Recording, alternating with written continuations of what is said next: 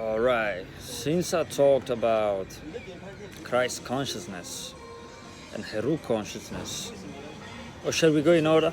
Heru consciousness and Christ consciousness. Then I have to talk about this movie.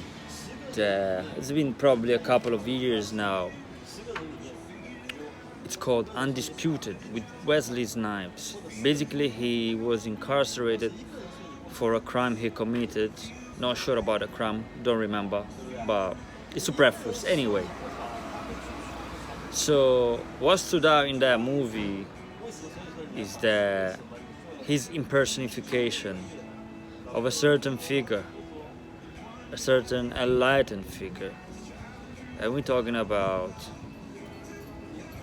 the Christ consciousness, the Heru again. I'm very programmed, I think. The Heru consciousness and subsequently Christ consciousness. What was very particular is that the brother Wesley Snipes, he had what they called the Bantu knots. So check out what the Bantu knots are and the type of hairstyle. So had the hairstyle, and it's the hairstyle that, okay, I'll tell you, the hairstyle that the Buddha has. If you go and check the Buddha's hair, you'll see just,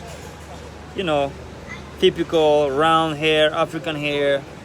That to many Africans, they just grow like that, just naturally, very, very, very curly, so curly they just turn into themselves and they just almost want to go back into the skin. So yeah, hairs are an extension of the nervous system, so they are fundamental. It's a small parenthesis that I'm opening now. They are very important for us in order to feel, perceive. So if you have long hair, it's a plus for you. You know the story of Samson and Delilah in the Bible, that the secret of Samson power was his hair, and he was able to fight against lions and so on. Yeah, so hairs are very important in order to perceive energies. So the brother Wesley Snipes had the Bantu knots. Okay, it's already an indication of the Buddha. He was also very calm, reflective, very cool and collected. So he had that aura about him. He was a boxer, and the movie is called Undisputed because no one beat him. So in the prison also, someone that was incarcerated for a crime, and this guy was a heavyweight champion, by the way. So he couldn't beat him. Another indication of him representing the Buddha was one day after a fight, he was put into solitary confinement. I think you guys say that in the English language, if I'm not mistaken, when you are incarcerated and you misbehave, let's put it that way. And the brother was he built a pagoda. If you don't know what a pagoda is, it's the traditional Buddhist temple. It's a famous temple. It's the tower-like shaped building. That till this day we can see in Asian countries. So that was very interesting. He was building that, I think, with toothpicks or something like that. So of course that stood out, and I'm like, okay, the brother is representing the Buddha. I was already aware of the image of the Buddha being a heavily melanated person, whether male or female. The Buddha that we know here, the main one is Siddhartha Gautama, from Asia, yeah. But yeah, of course there are also female figures that we don't know about because of the Actually, I'm not sorry, I apologize. Because we live in a patriarchal system, isn't it? But yeah, that was very, very interesting. I was aware that, India was actually, uh, India was as the whole of Asia, not the whole of Asia, but it was an extension of Africa. So the people that settled there, and we go, of course, as far back as the Anunnaki, that territory, it was part of Inanna territory. So Inanna, if I'm not mistaken, is also a set. Different culture, the name change, but the protagonists are the same. So the asset that we find also in ancient Kemet. So these are the two ethnic groups that we find. The Negroid with typical Negroid feature like broad noses, so the ones with stronger features that we know in Africa, the predominant ones. And then you have also the Cushitic type, which would be the area I'm from, like Eritrea, Ethiopia, so where you find maybe like straight noses, or as mistakenly the European will say, European features. Even some of us say more like European features, but that is terribly wrong, because the black woman, her phenotype is responsible for all the different traits that we find in people nowadays, in all the races. So therefore is responsible for any recessive gene as well. So if you find an albino, the black woman is able to produce an albino, but not vice versa. A white woman cannot produce a black man. And if she does, well, if she does, something happened along the way. But yeah, her phenotype responsible for every genetic mutation, so to speak. So these are the two inhabitants, two Negroid groups that were found in India, which we recognize it as the home of the Buddha. So the point is, Wesley Snipes was undisputed there. I'm so curious to know if he knew what role he was having in the movie, as in the Buddha, and I'm wondering if he did write the script, because I'm not aware of people from Hollywood, their lifestyle, what they're interested in, but one day I heard that Wesley Snipes, I think he participated in something that involved a certain consciousness, so things about the past or ancient Kemet. So I hope he did that. I hope he was able to do that, to subliminally communicate with us, but I don't know, probably it's not like that, but who knows. But the point being is, so if you're like the Christ figure, the Heru figure, and you have that Christ consciousness, Heru consciousness, that's what happened. You become undisputed and no one can beat you. That was the whole message in the movie. So if you raise your consciousness, if you look for enlightenment, and if you really strive, sometimes it's not even a huge effort that you have to make. So it could be simple as meditating, and it might be a few minutes a day, not even hours, and the universe will reply to you, definitely.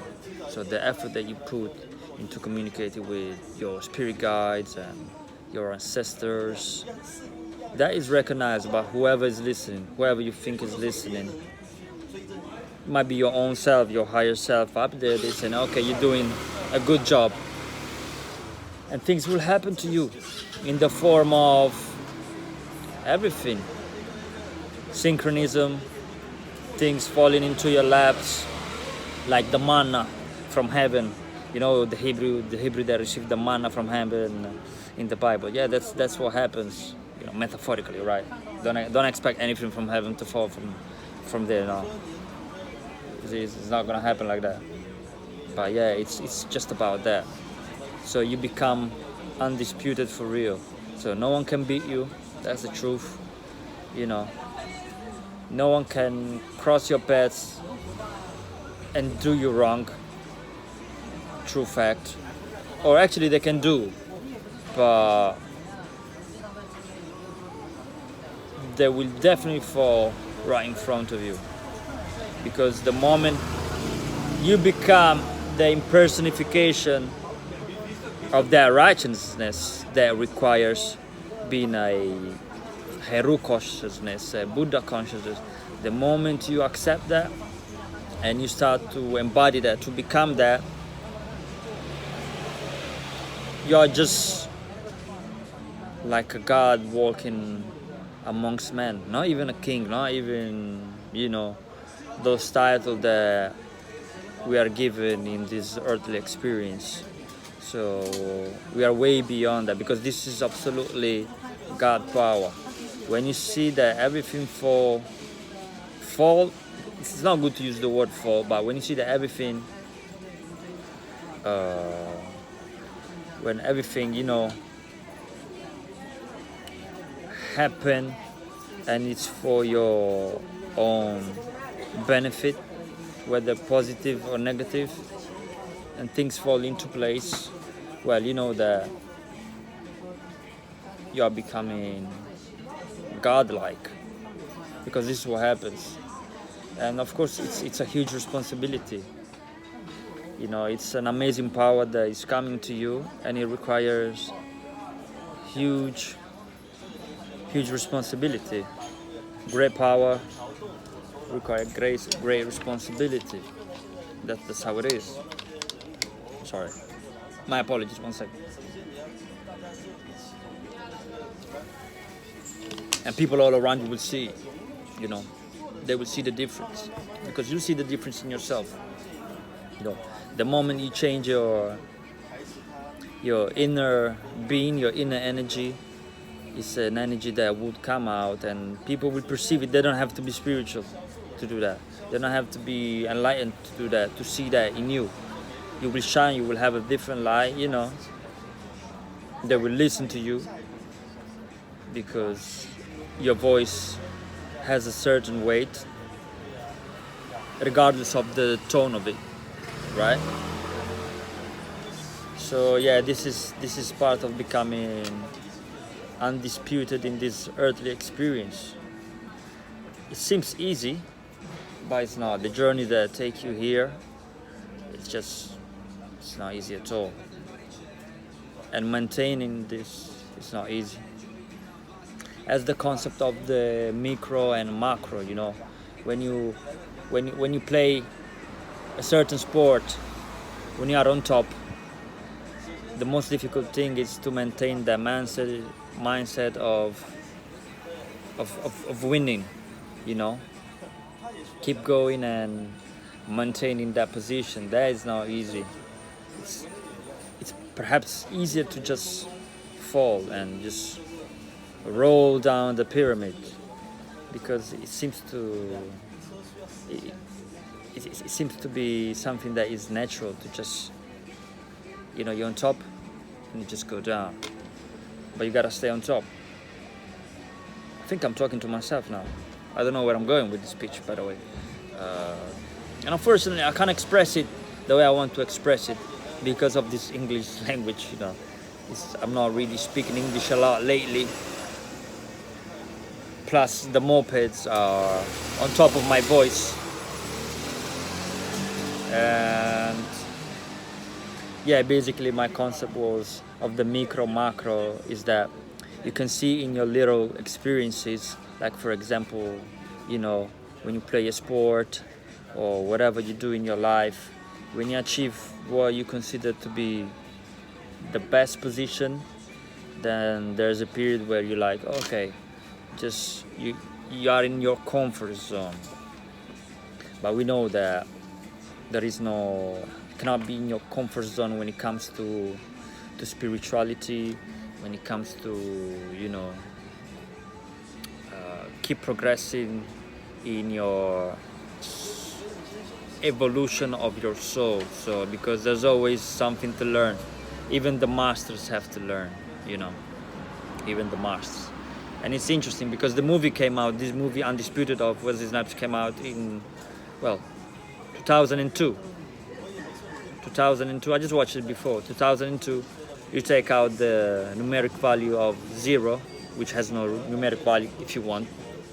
It's 2 and 2 remaining. 22 is a master number. 22 is a master builder. If you didn't know that, just put two and two together. Very bad joke.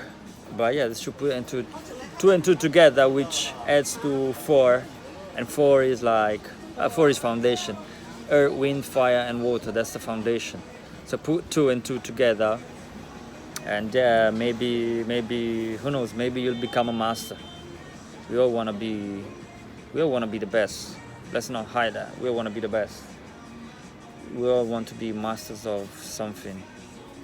And if we don't want, I think we have issues with our self-esteem.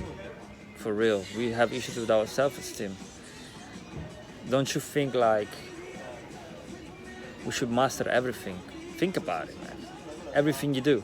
Like the song, what's the song? Yesterday I think I mentioned it. Yeah, express yourself. Whatever you do, do it good.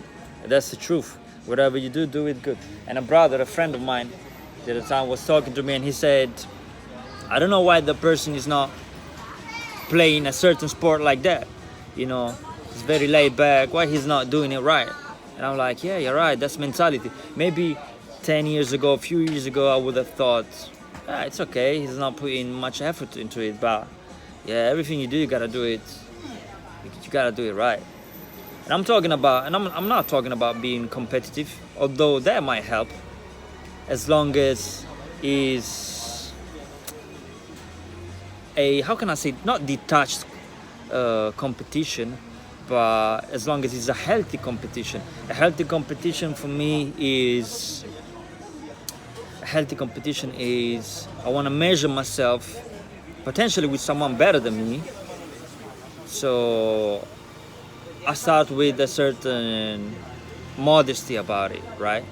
Because if I know I'm the better person in whatever we are competing, so I keep it humble, so to speak. Although humble is not a good word, that doesn't have a good etymology. But yeah, the healthy competition is the one where I improve and I make the other person improve. And hopefully vice versa.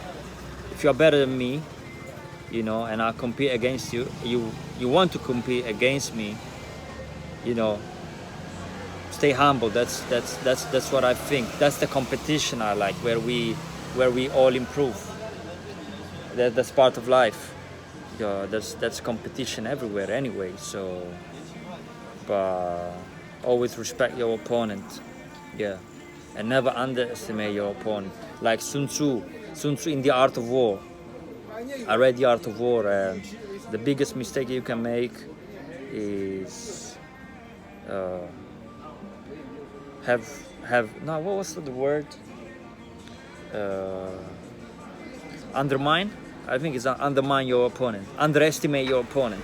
Never underestimate your opponent, because that's when you fall. I think we all, if you think about your life, we all fail underestimating our opponents. So as I was saying, you know, when you are on top of the pyramid, maybe it's that you start to underestimate things and you just fall.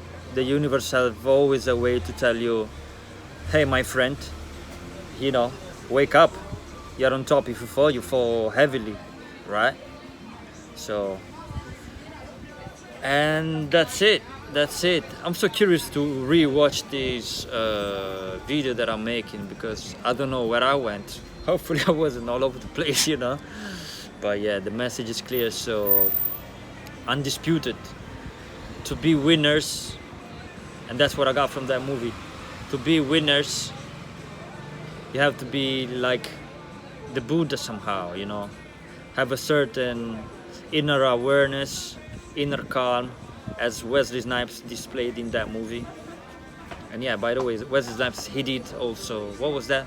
Blade, where he was, yeah, killing vampires, yeah, because they couldn't stay, yeah, the vampires, yeah, they couldn't stay, vampires couldn't stay anymore, enough of them.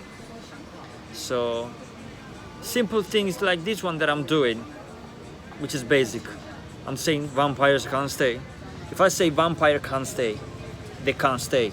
The universe is listening. So at the moment now, you know how they do the UNICEF advertisement. Oh, there's a baby in Somalia that is missing days. Oh, no running water in the village. If you make a video like I don't want to use bad terminology really. I'm making a video like this, but if you make a video like a video that they making and like a video that I'm making, a vampire will die faster and faster. You know what I mean? And how do we identify vampires? I don't know, but I'll identify it as someone that is here simply to steal your energy. And I don't want to be, oh, it's yin and yang, you know, everything has its opposites, and we are light beings, and there's also dark forces. You're not gonna feed off my energy like that, you know, so relocate somewhere else. I mean, the universe is so huge, for real, the universe is so huge. So make a video and one vampire will die every minute, solely by the power of your voice, simply because you have a lot of authority. You know, you will realize, this is another thing that you will realize when you meditate, that you hold a lot of power. You know, God is within you. Well, I'll end it like this, and keep this open. This is our gang, isn't it? That's our gang. And take care, my people. Take care.